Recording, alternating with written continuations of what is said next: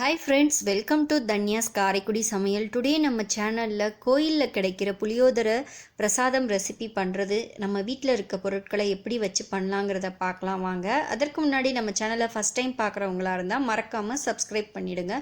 வாங்க இதை நம்ம இனி எப்படி பண்ணலான்னு பார்க்கலாம். ஒரு பவுல் வச்சு பவுலில் இந்த அளவு புளியை சேர்த்துக்கலாம். புளி நல்லா மூழ்கிற அளவு தண்ணியும் சேர்த்துக்கலாம். இது நல்லா ஊறி வரட்டும், நமக்கு அப்போ தான் கரைக்கி ஈஸியாக இருக்கும். புளி ஒரு பேன் வச்சுக்கலாம். ஸ்டவ்வில் ஹீட் ஆனதுக்கப்புறமா 2 டேபிள் ஸ்பூன் அளவு முழுமல்லி, 1 டீஸ்பூன் அளவு மிளகு, அரை டீஸ்பூன் அளவு வெந்தயம் சேர்த்து நல்லா பொன்னிறமாக வர வரைக்கும் நல்லா இதை வறுத்து எடுத்துக்கலாம். இதோட கலர் நல்லா சேஞ்ச் ஆகி வர்ற ஸ்டேஜில் ஒரு 2 டீஸ்பூன் அளவு அதாவது கடலைப்பருப்பு சேர்த்துக்கலாம். இதெல்லாம் நல்லா சேர்த்து நல்லா வதங்கி வந்ததுக்கப்புறமா இதை ஒரு பிளேட்டில் கொட்டி நம்ம இப்போது ஆற வச்சு எடுத்துக்கலாம். ஏன்னா இதை நம்ம ஆறினதுக்கப்புறம் மிக்சர் ஜாரில் போட்டு நம்ம இதை பவுடர் பண்ணி எடுத்துக்கணும். இது நல்லா ஆறி வரட்டும். அதற்கிடையில் நம்ம வறுத்த பேன்லே நிலக்கடலை பருப்பை சேர்த்துக்கலாம். நிலக்கடலை பருப்பு நம்மளோட இஷ்டம் தான், எவ்வளோ வேணால் சேர்த்துக்கலாம். இது ரொம்ப கோல்டன் ப்ரௌனாக வரணும்னு கட்டாயம் கிடையாது, ஓரளவு வந்தால் போதும். இப்போ நல்லா ஆறினதுக்கப்புறமா இது எல்லாத்தையும் நம்ம ஒரு மிக்சர் ஜாரில் போட்டு நல்லா கொரப்பாகவும் இல்லாமல் நைஸாகவும் இல்லாமல் ஓரளவு மீடியமாக அரைச்சி எடுத்துகிட்டு வந்துக்கலாம்.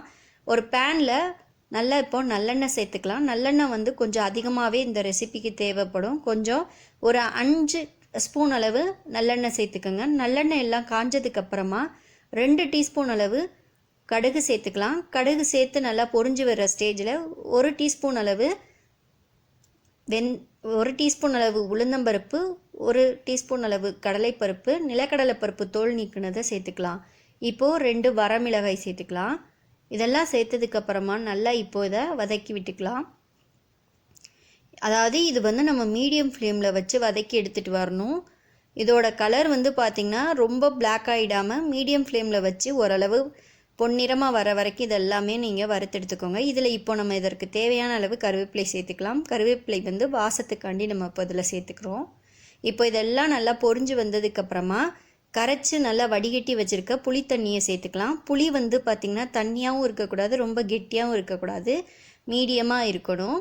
இப்போ இது நல்லா புளி கொதிச்சு வந்துட்டுருக்கு. இப்போ இதற்கு தேவையான அளவு உப்பை நம்மளோட உப்பு அளவுக்கு தகுந்த அளவு நம்ம உப்பு சேர்த்துக்கலாம்.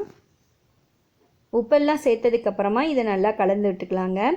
இப்போது 1 டீஸ்பூன் அளவு மஞ்சத்தூள் சேர்த்துக்கலாம். நல்லா மிக்ஸ் பண்ணிவிட்டு இதோட தண்ணி நல்லா வற்றி வரணும். இது ஒரு பேஸ்ட் மாதிரி கெட்டியமாக வர்ற வரைக்கும் நம்ம மீடியம் ஃப்ளேமில் வச்சு இதை செஞ்சுட்டு வரணும். இப்போது நல்லா மஞ்சத்தூள் போட்டதுக்கப்புறமும் நல்லா கொதிச்சு வந்துட்டுருக்கு. இதோட தண்ணி எல்லாம் வற்றி வரட்டும். இப்போ ஓரளவு தண்ணி வற்றி வர்ற ஸ்டேஜில் நம்ம பவுடர் பண்ணி வச்சுருக்கோம் இல்லையா, அந்த பவுடரை இந்த புளி நம்ம ஊற வச்ச புளிக்கு தகுந்த அளவு மட்டும் சேர்த்துக்கலாம். இதற்கு ஒரு 3 டீஸ்பூன் அளவு பவுடர் போதும். நம்ம மிளகு, முழுமல்லி இதெல்லாம் சேர்த்து அரைச்சோம் இல்லையா, அந்த பவுடர், மீதமுள்ள பவுடரை ஒரு ஏர்டைட் கண்டெய்னரில் போட்டு நம்ம ஸ்டோர் பண்ணி வச்சுக்கலாம். அடுத்து நம்ம எப்போயாவது புளியோதரை செய்யும் போது இதை யூஸ் பண்ணிக்கலாம். இப்போ இதெல்லாம் நல்லா மிக்ஸ் ஆகிட்டு நம்ம ஊற்றிருக்க நல்லெண்ணெய் எல்லாம் மேலே வர்ற வரைக்கும் வெயிட் பண்ணணும். இதற்கிடையில் 1 டீஸ்பூன் அளவு பெருங்காயத்தூள் சேர்த்துக்கலாம். இதெல்லாம் சேர்த்ததுக்கப்புறமா நல்லா மிக்ஸ் பண்ணி விட்டுக்கோங்க. லோ ஃப்ளேமில் வச்சு நம்ம ஊற்றிருக்க நல்லெண்ணெய் எல்லாமே மேலே வர்ற வரைக்கும் நம்ம இதை செஞ்சுட்டு வரணும். இது ஒரு கெட்டியான பேஸ்டான பதத்துக்கு வர்ற வரைக்கும் நம்ம வெயிட் பண்ணணுங்க.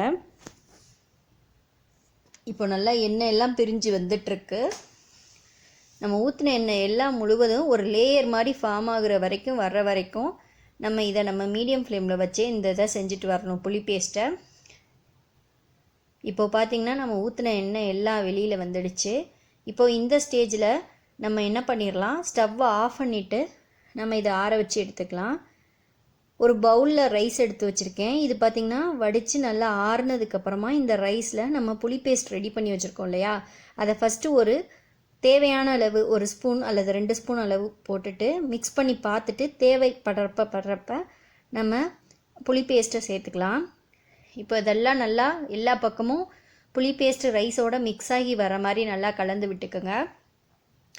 உங்களுக்கு ஒரேடியாக நீங்கள் ஃபஸ்ட்டு எடுத்தோடனே எல்லா பேஸ்ட்டையும் போடாமல் பிகினர்ஸ் ஃபஸ்ட்டு கொஞ்சம் கொஞ்சமாக சேர்த்துட்டு நீங்கள் இது மாதிரி கிளறி விட்டுட்டு வாங்க. பத்தலாட்டி கூட நம்ம போட்டுக்கலாம். அப்படி உங்களுக்கு புளி பேஸ்ட் அதிகமானாலும் சாதம் வடித்து வச்ச சாதம் இருந்தாலும் அதை சேர்த்து நீங்கள் இதை கரெக்ட் பண்ணிக்கலாம். இப்போ இதெல்லாம் நல்லா மிக்ஸ் ஆகி வர மாதிரி நல்லா கலந்து விட்டுக்கலாம். இப்போ பார்த்திங்கன்னா இது எல்லா பக்கமும் மிக்ஸ் ஆகி வந்துடுச்சு. ரொம்பவே டேஸ்டான புளியோதரை கோயில் பிரசாதம் ரெடி ஆயிடுச்சு. நீங்களும் உங்கள் வீட்டில் ட்ரை பண்ணி பாருங்கள். தேங்க்யூ.